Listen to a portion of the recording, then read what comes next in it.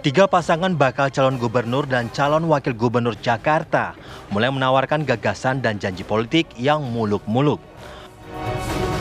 Para kandidat kian gencar menggelar pertemuan sambil berdiskusi untuk menyerap aspirasi warga Jakarta.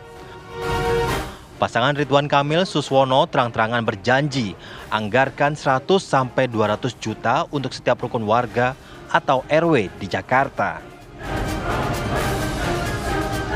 Begitu juga dengan pasangan yang diusung PDI Perjuangan Pramono Anung Rano Karno, fokus pada program kelas menengah bawah.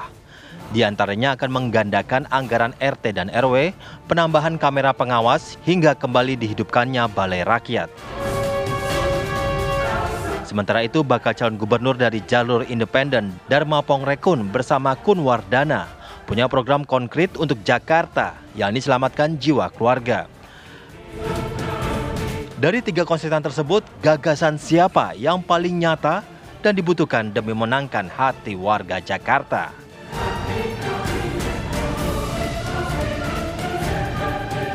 Tim TV One mengabarkan.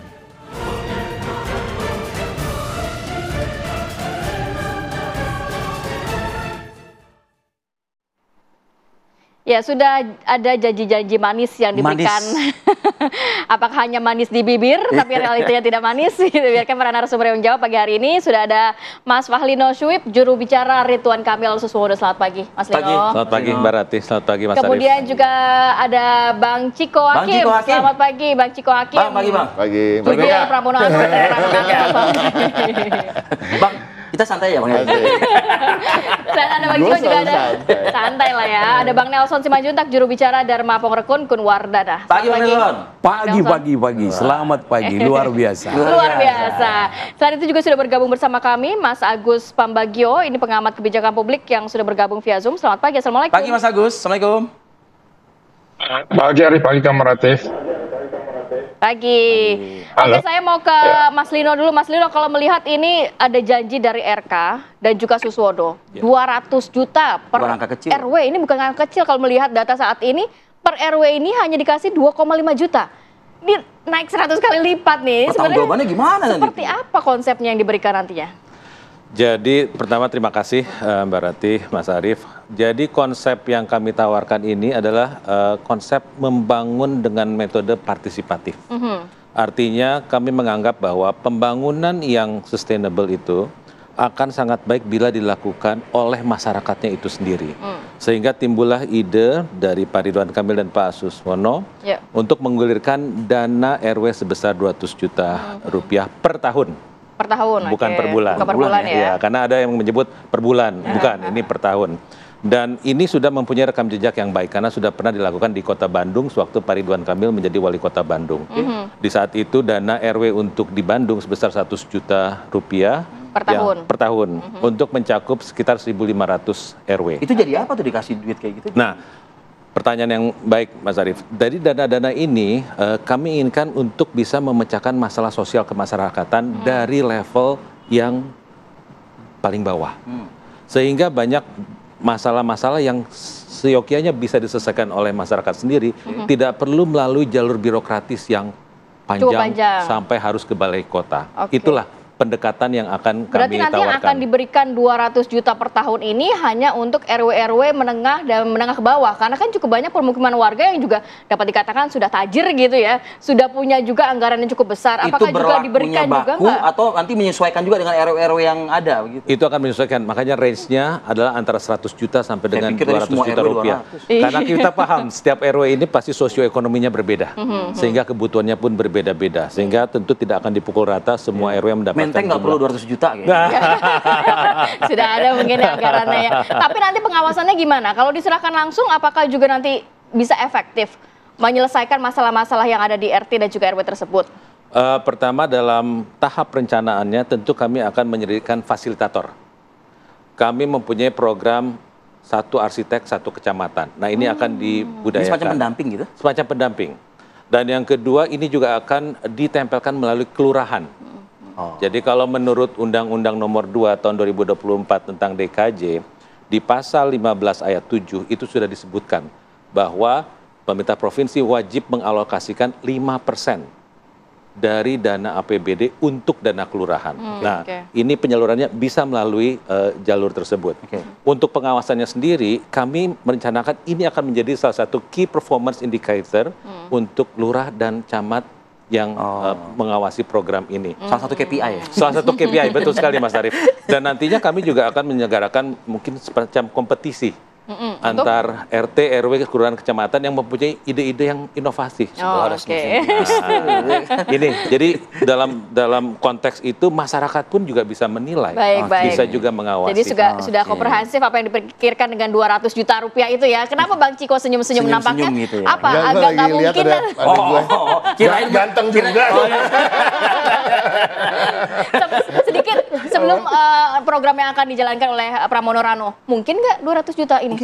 Gini, masalah mungkin tuh belakangan. Yang pertama gini, akan sangat menyenangkan dan menenteramkan warga Jakarta kalau memang ada uang yang unlimited ya. Gitu ya. Kalau kita bicara soal 200 juta, wah itu kecil. Kalau perlu 1 miliar dong. Iya kan gitu. Kalau uangnya ada. Kalau uangnya ada. Permasalahannya ini kan kadang-kadang. Cuma tadi kan biasanya kan dalam janji-janji kampanye kita banyak mencoba untuk menggait suara, kemudian memberikan harapan-harapan pada warga. Saya rasa apa yang disampaikan itu sah-sah saja. Ini kan bagian dari kampanye. Tapi kita juga harus melihat program-program lain yang juga ditawarkan oleh paslon yang sama misalnya. Misalnya kita bicara soal memberikan makan siang gratis untuk semua ojol. Tahu nggak ada jumlah berapa ojol? Ada 1,25 juta ojol di Jakarta doang. Jabodetabek ada 2,5 juta. Nah, artinya apa? Kalau dikasih makan setiap hari, setiap hari dikasih makan, artinya 18 miliar lebih sehari, ya kan? 6 triliunan dalam setahun. Itu udah 6 triliun keluar uang buat ojol makan siang, ya kan? Ada lagi 200 juta, artinya kurang lebih sekitar 3 triliunan, ya kan? Dalam setahun. Sementara DKJ ini berubah dari DKI menjadi DKJ. Ya, kita jangan ngomong APBD-nya dulu. Ketika menjadi daerah khusus ibu kota kemarin, ada bantuan-bantuan in kind gitu ya, dalam bentuk dana atau dalam bentuk bantuan lain, itu nilainya sampai 40 triliun yang akan hilang ketika kita berubah menjadi DKJ. Artinya kita harus bicara dengan postur anggarannya berarti dulu, tidak sebesar postur itu anggarannya keuangannya, lagi, postur finansialnya, postur fiskalnya. Nah, ini yang masyarakat juga saya rasa alhamdulillah di Jakarta ini tingkat pendidikannya cukup tinggi. Jadi pasti ada hitung-berhitung ya, kalau uang ini dipakai di sini pasti ada sesuatu yang dikurangi dari kebutuhan gue yang lain. Biar balance gitu kan. Nah, ini supaya masyarakat juga bisa menilai bagaimana program-program dari paslon. Karena itulah paslon Anda realistis aja begitu, nggak usah muluk-muluk begitu. Kita mencoba gitu. untuk realistis. Satu, kalau kita bicara soal DKJ, kita harus bicara soal soul-nya. Soul-nya apa sih? Jiwanya DKJ ini, perubahannya dari DKI ke DKJ apa? Ini akan menjadi pusat ekonomi. Pusat ekonomi global. Artinya kita mengutamakan penggiatan ekonomi secara basis-basis di masyarakat. Kita bicara soal UMKM, kita bicara soal bantuan-bantuan, ketika kita bicara soal memaksimalkan fungsi-fungsi seperti Airpetra, fungsi-fungsi seperti stadion, fungsi-fungsi pusat olahraga dan lain-lain, itu artinya apa? Artinya di sekitar situ juga akan ada kegiatan ekonomi gitu ya. Jadi kita lebih fokus ke sana. Kalau kita bicara soal RW maupun wilayah-wilayah tertentu, kita bicara soal balai rakyat tadi. Balai rakyat itu kan bukan sekedar tempat kongko-kongko, itu tempat berkegiatan, ada PKK, ada pelatihan UMKM. Lebih dominan sekarang olahraga ya? Ada hal-hal yang sifatnya mungkin daycare, ya kan?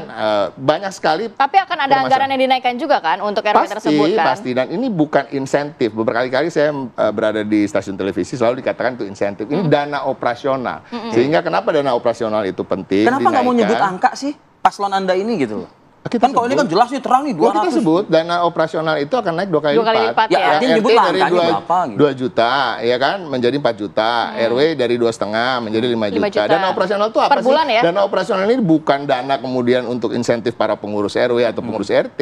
Untuk artinya gini, untuk Arif ketika ngurus KTP kan sering bolak-balik, suruh fotokopi sendiri, suruh apa sendiri, itu bisa dilakukan sehingga lebih cepat, ya kan? Lebih dilakukan oleh pengurus RT dan pengurus RW sehingga semua itu proses lebih cepat. Time is money. Ya kan, kecepatan pengurusan hal-hal seperti itu tentunya akan banyak. Itu time is money bukannya oknum mau cepet ya ada harganya, bukan gitu ya? Bukan ya, justru itu kan, itu kita menghindari hal-hal seperti itu, ya kan. Nah, ya pada prinsipnya sampai hari ini tentu kita kan belum penetapan ya. Jadi visi misinya belum fix. Tapi kira-kira itu tadi lah, spill dikit lah. Apa yang kita jadi lebih realistis karena angkanya kita mencoba untuk realistis sambil melakukan inovasi-inovasi dan gebrakan-gebrakan terkait dengan bidang ekonomi tadi. Karena memang kita harus lihat ekonomi nih. Iya dong, DKI ini berubah menjadi DKJ, pusat ekonomi, kota global dan lain-lain. Bang Nelson gimana? Bang Nino bisa nanggapi juga, tapi kita ke Bang Nelson dulu ya. Bang Nelson, 200 juta, satu naik 2 kali lipat. Kalau dari Abang lebih baik sejahtera dulu masyarakatnya begitu ya, warganya ya. Apa konsep yang disuguhkan? Luar biasa ini ya. Jadi bagaimana menjadikan Jakarta aman, rakyatku nyaman.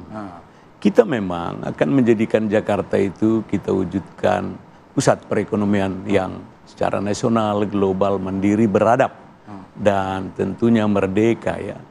Perlu biaya. Tetapi jangan lupa, kita punya regulasi. 2022 Pergub yang terakhir juga masih menetapkan RT 2 juta per bulan, RW 2.500.000, Bandung 5 juta, Bekasi kalau nggak salah per tahun. Terus kalau Bandung mungkin 600.000 per bulan. Satu varian angka untuk sebuah budgeting. Budgeting itu kalau kita lihat ya banyak sekali orang ditangkap. Dari mana dasarnya? 2 ekuivalen, 1 oleh birokrat, dia nyatakan 2.500.000 RW ya, untuk tugas pokok fungsinya. 1 lagi 2.500.000. Andai kata kita menaikkan, ada 1 lagi pengawas keuangan. Itulah parlemen, DPRD. Kita tanya yang wajar itu bagaimana? Apa stok duit yang ada? Yang kedua tentunya bagaimana budget tadi, penggunaannya. Jakarta sudah 450 tahun ini merdeka. Bagaimana kondisinya? Kita ambil evaluasi. Sudah cukupkah? Kan di sana RT ya paling ada 3 sama staf-stafnya. Layakkah ini? Dan jangan lupa dari sebuah negara atau menteri keuangan tidak lebih dari 10%. Ini yang masuk akal. Kalau lebih dari situ mau dikemanain itu yang memberikan budget-budget tadi. Dan orang pun akan, katakan warga tadi hanya melihat budget, uang. Dari sana kita lihat bagaimana pertumbuhan ekonomi, bagaimana membuat rakyat. Sama dia. Nggak dipikirkan sama dia begitu. Nah itu dia, berarti yang dipikirkan budget. Apakah datang dari langit malaikat memberikan? Loh bukan. Bukan dia, bukan RK. Bukan. Jadi ada sebuah postur keuangan yang layak lah. Berapa pemasukan, berapa pengeluaran. Ini kalau APBN dulu rapi sekali. Kalau ada dadakan ini, what the next? Ada apa untuk itu? Ini yang harus kita perhatikan. Jadi kalau Undang-Undang Dasar 45 memerintahkan welfare, kenyamanan, kesejahteraan itu milik kemerdekaan rakyat. Kenyamanan, kesejahteraan itu haruskah dengan nominal? Tidak, belum tentu. Tidak ada rakyat itu kalau tidak terpaksa tangannya ke bawah. Kemandirian. Oke. Baik, nanti kita akan coba dengar juga komentar ya daripada masing-masing tim dari paslon ini. Termasuk juga apa tanggapan Mas Agus mendengar analisa atau mungkin paparan yang disampaikan oleh para tim-tim dari paslon ini ya Mas Agus. Usai jeda kami akan kembali untuk Anda. Baik, kembali lagi di Awak Kabar Indonesia Pagi. Kita langsung mau ke Mas Agus. Mas Agus, kalau mendengarkan janji-janji dari para masing-masing tim paslon ini, kira-kira apakah memang ini patut untuk dijadikan prioritas? Dengan angka yang sebesar itu, mungkin nggak sih dilakukan?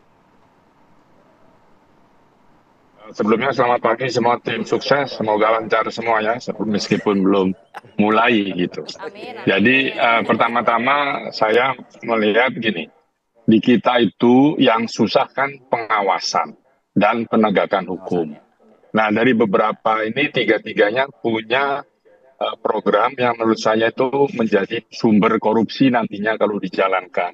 Karena sulitnya pengawasan. Tadi dari kalau calon yang pertama kan 120 juta per tahun. Itu mudah sekali dikorupsi. Kenapa saya katakan gitu? Saya punya pengalaman tahun lalu ketika Anies Baswedan punya program menaikkan gizi 12,5 juta, 12.500.000 per kepala per anak. untuk peningkatan gizi, itu yang digunakan setelah saya investigasi hanya 5 juta. Karena dari jenis makanan yang diberikan hanya roti dengan buah, itu yang harganya saya hitung itu mungkin nggak sampai 5.000. Padahal 12.500, jadi 7.500 itu menguap. Saya tanya siapa pengawasnya, lurah dan kepala dinas kesehatan. Nah, ini harus dipikirkan bagaimana mengawasinya 100-200 juta ini, lalu bagaimana variabelnya yang akan diambil.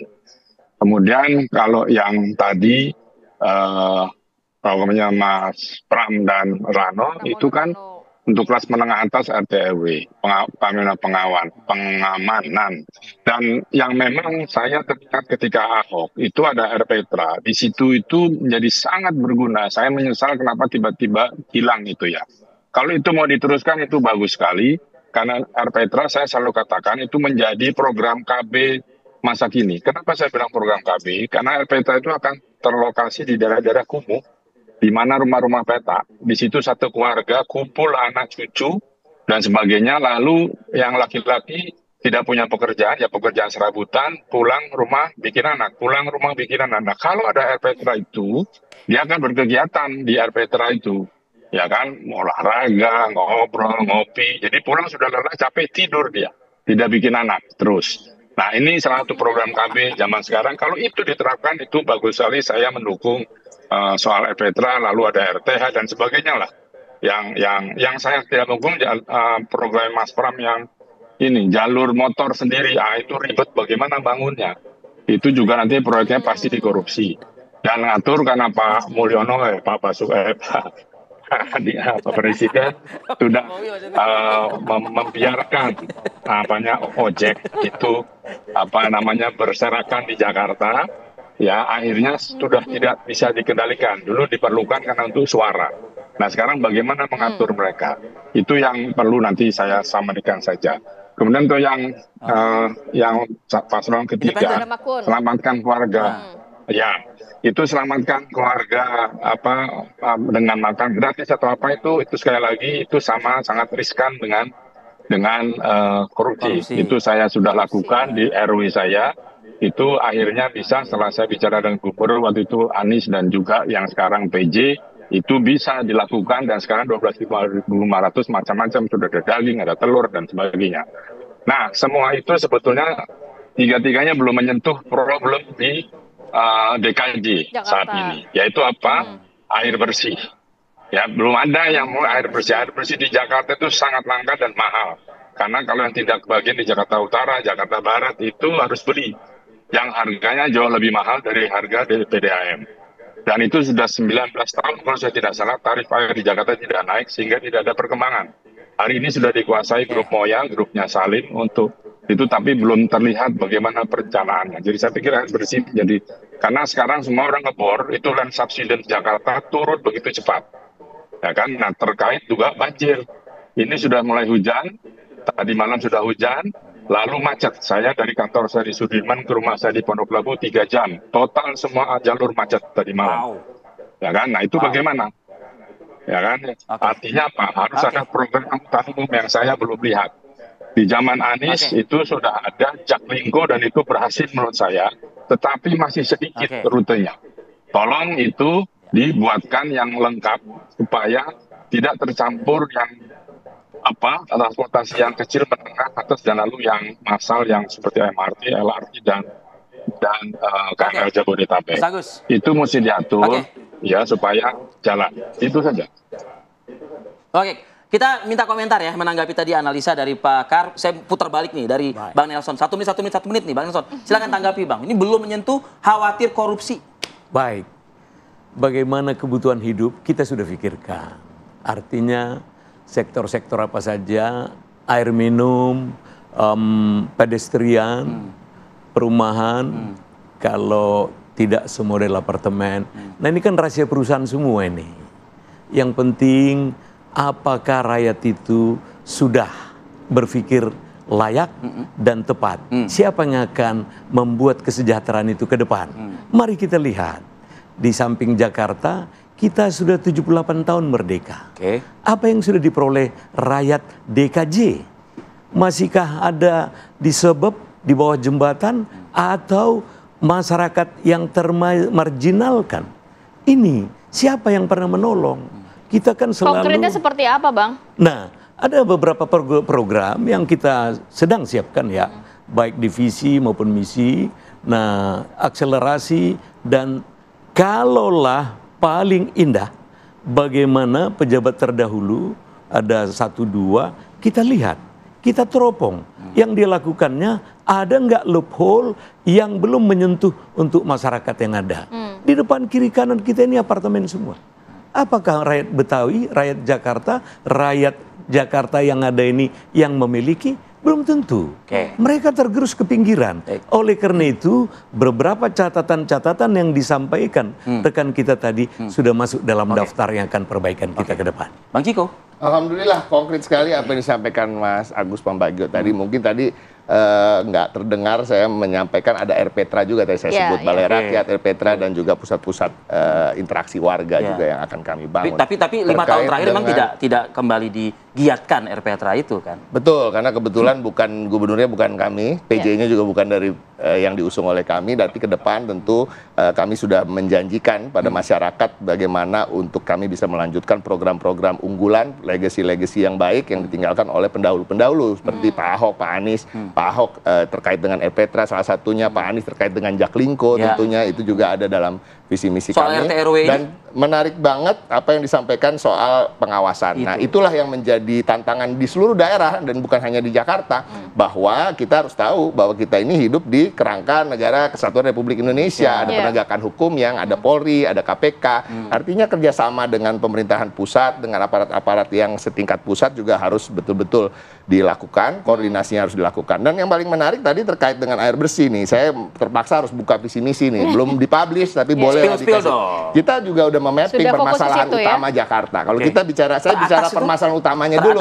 Artinya nomor 1 polusi, kemacetan, akses air bersih dan perpipaan. Itu juga akan menjadi prioritas kami. Ada banjir, rob dan genangan, kebakaran, ketenaga kerjaan, kaum miskin kota yang ada 500 juta jumlahnya di Jakarta. Bayangin di Pondok Indah itu di Kebayoran Baru itu ternyata miskin kotanya totalnya di kawasan-kawasan elit itu separuh dari 500.000. Ada 250.000 miskin kota. Nah, kalau kita bicara soal yang lebih spesifik yang sekarang lagi sering disebut-sebut kampung bayam, kampung akuarium, itu hal-hal juga yang kami akan pikirkan di mana nanti hunian mereka tidak boleh jauh dari tingkat tempat berkegiatan. Kenapa? Karena transportasi juga ada biaya, waktu adalah uang juga kalau mereka membuang waktu. Setuju dong kebijakannya Ridwan Kamil Suswodo. Nggak bisa gini, semua kebijakan termasuk dengan Pak Pongrekon pasti gini, pasti ada kesamaan-kesamaan. Tidak mungkin nggak ada, ya kan? Karena kita bicara soal tata kota, kita bicara soal master plan gitu. Tapi mungkin cara mengadresnya, ya cara mengattack permasalahan dan cara itu mengawasi berbeda. juga beda-beda loh. Pengawasan, tapi tentunya kita harus tahu terkait dengan kita hidup di NKRI ini ada polisi yang dikelola oleh pusat. Itu dari Pramono Rarno. Kalau dari sisi RK kira-kira tadi ada 2 poin. Pertama mengenai masalah air bersih yang juga belum disinggung. Yang kedua adalah ini rawan korupsi nih. Apalagi angka gede nih. Iya, jadi mungkin saya menambahkan dari apa yang telah disampaikan oleh Bapak sebelumnya. Pertama terkait dengan pengawasan. Pengawasan ini bukan hanya milik program paslon tertentu. Tadi seperti Bang Ciko sampaikan, ini problem nasional. Nah, apa bedanya dengan yang kami tawarkan melalui program Dana RW? Dana RW seperti tadi saya sempat sebutkan bahwa ini adalah modelnya partisipasi dari masyarakat. Ini dihasilkan melalui rembuk warga dan masyarakat berpartisipasi aktif dalam pembangunan ini. Sehingga nantinya begitu program ini berjalan akan ada kontrol sosial dari masyarakat. Jadi tidak hanya mengandalkan aparat penegakan hukum, tapi kami juga mengandalkan social control daripada masyarakat itu sendiri terhadap penggunaan dana tersebut. Sehingga dana tersebut bisa digunakan dengan transparan. Bisa masyarakat ikut mengawasi juga? Karena mereka sendiri yang merencanakan dan melalui rembuk warga. Jadi ini juga akan bagus untuk memastikan bahwa kerukunan antar warga ini juga tercipta. Karena mereka merencanakan pembangunan di daerahnya, di lokalitinya bersama-sama. Jadi ada kontrol bersama dan kontrol sosial. Saya juga ingin menanggapi apa yang Bang Ciko sampaikan tadi. Sebagai pemimpin, memang tugasnya ini adalah memastikan pembangunan berjalan dengan baik. Masalah anggaran itu adalah masalah klasik. Bukan pemimpin yang harusnya berserah diri kepada keterbatasan anggaran. Makanya kami dari pasangan Ridwan Kamil dan Suswono akan memastikan bahwa kita akan menciptakan alternatif pembiayaan untuk pembangunan. Jadi intinya adalah pembiayaan tidak harus menjadi constraint atau hambatan dalam meningkatkan kesejahteraan. Jadi pembiayaan tidak harus dari pemerintah begitu, dari APBD tidak harus ya? Iya, tidak harus dari APBD. Saja, gitu. Bisa dari alternatif financing yang lain. Satu contoh, obligasi daerah. Nah, ini belum dilakukan di Jakarta. Ini bisa menjadi solusi untuk pembiayaan pembangunan yang tadi Bang Ciko sampaikan bagaimana ini bisa dilakukan. Sangat bisa selama pemimpinnya kreatif dan penuh inovasi. Makanya tagline kami adalah Jakarta Baru, Jakarta Maju yang penuh dengan inovasi. Baik, kita jeda lagi yuk. Nanti kita akan kembali dengan ulasan yang lebih seru lagi ya. Tetaplah bersama kami. Mas Agus, kalau Anda melihat Mas dari analisa kebijakan publik Mas, seberapa sih Mas persentase kemungkinan barang-barang ini semua goal gitu secara optimal, maksimal, janji manis, visi misi ini begitu loh, nanti dijalankan oleh mereka yang akan menang dalam kontestasi pilkada ini? Gini, janji politik itu kan tidak wajib dilaksanakan, tetapi secara sosial harus dilaksanakan. Nah, sekarang yang penting dia bisa sukses kalau ada pengawasan dan penegakan hukum. Itu saja. Masyarakat tuh ikut saja kok. Apalagi kalau kita bahas masalah menengah ke bawah. Kemiskinan kota kita di DKJ meningkat ketika ojol itu didiamkan oleh pemerintah. Padahal itu kan bukan lapangan pekerjaan. Itu adalah proses pemiskinan kota dan sekarang terjadi. Dan ini harus dipikirkan kalau tadi kita bicara pemiskinan kota. Jadi sekali lagi, ini semua bisa sukses pasti ketika pengawasan atau data sebelumnya. Data kemiskinan harus jelas. Ini baik undang-undang ada di Bappenas, sudah satu data Indonesia, tapi tidak muncul-muncul sampai hari ini. Lalu yang dipakai datanya Kemensos. Oke saja, yang penting data itu harus akurat, kemudian juga tadi pengawasan dan penegakan hukum. Tanpa tiga itu mustahil pergerakan atau program untuk masyarakat menengah bawah itu bisa berjalan dengan baik. Oke, saya mau ke Bang Ciko. Bang Ciko, tadi dikatakan penegakan hukum ini paling penting. Masyarakat sebenarnya ngikut aja kok nantinya arahannya atau aturannya akan seperti apa. Nah, dari sisi Pramono Rano nanti akan ada fokus nggak mungkin kalau tidak kebijakan ini dilakukan oleh masyarakat, sanksi tegas begitu? Tentu, atau memang hanya kebijakannya sekedar kebijakan, aturan untuk dilanggar nantinya? Seperti apa contohnya, aturan yang mana maksudnya? Banyak. Ya pastinya gini kan, kita juga melihat ya bagaimana beberapa tahun terakhir, ini termasuk kritik juga buat PJ Gubernur Heru ya, banyak sekali aparat-aparat atau personel-personel di bawah kepemimpinan beliau yang tidak bekerja secara maksimal. Nggak usah soal penegakan hukum aja lah, nggak usah soal Satpol PP-nya ya kan. Penegakan yang tapi juga harus juga pendekatannya manusiawi. Ini juga harus diingat. Humanis ya, nggak bisa juga penegakan yang sifatnya betul-betul saklek ya kan. Orang betul-betul dikejar-kejar di jalan, berjualan di kaki lima, kemudian dikejar di jalan tanpa memberi. Kan, Bang Ciko? Penting, tapi sebelum melakukan itu tentunya kan kita sebagai pemerintah harus mengayomi, artinya apa? Memberikan ruang dong. Ada sosialisasi, memberikan edukasi. ruang dulu. Artinya memang kenyataannya ada pedagang-pedagang itu. Ruang itu harus diberikan. Itu kenapa kita ingin menggiatkan namanya Balai Rakyat. Kita menggiatkan RPTRA, kita menggiatkan pusat-pusat olahraga. Kita bicara pusat olahraga itu kan kita nggak bicara soal orang main basket atau main futsal saja di situ. Kita bicara terkait dengan pedagang-pedagang yang bisa berjualan di sekeliling itu. Nah, hal-hal seperti ini yang juga harus disiapkan oleh pemerintah sebelum kemudian melakukan penegakan hukum di mana tempat-tempat mereka melakukan yang bandel-bandel itu ya, yang berjualan di tempat-tempat yang tidak semestinya. Nah, terkait dengan CCTV ya, ini saya ingin kembali ke soal CCTV. CCTV itu sangat penting dan saya rasa akan sangat disepakati oleh ibu-ibu di seluruh daerah di Jakarta. Kita bicara soal keamanan, kita bicara soal kenyamanan, Pak. Itu salah satunya. Itu salah satu instrumen yang bisa menunjang itu. Anak-anak sekarang banyak diculik, ya kan? Perempuan-perempuan banyak dilecehkan. Dan penggunaan CCTV tidak berhenti di situ. Apa keuntungannya bagi ekonomi? Kita bisa melakukan riset di mana daerah-daerah yang memang padat, ya kan? Jadi kita bisa membangun sentra-sentra perdagangan di dekat-dekat tempat yang memang kita lihat dengan data asal kebijakan itu sustain, Bang Ciko. Harus sustain. Jangan cuma 3 bulan, 4 bulan, habis itu rusak tuh CCTV. Nah, untuk tahu sustain, caranya gimana? Lu mesti milih Pram Rano. Ntar kita lihat sustainnya. Bang Lino. Ya, jadi mungkin menambahkan lagi sedikit tadi apa yang telah disampaikan.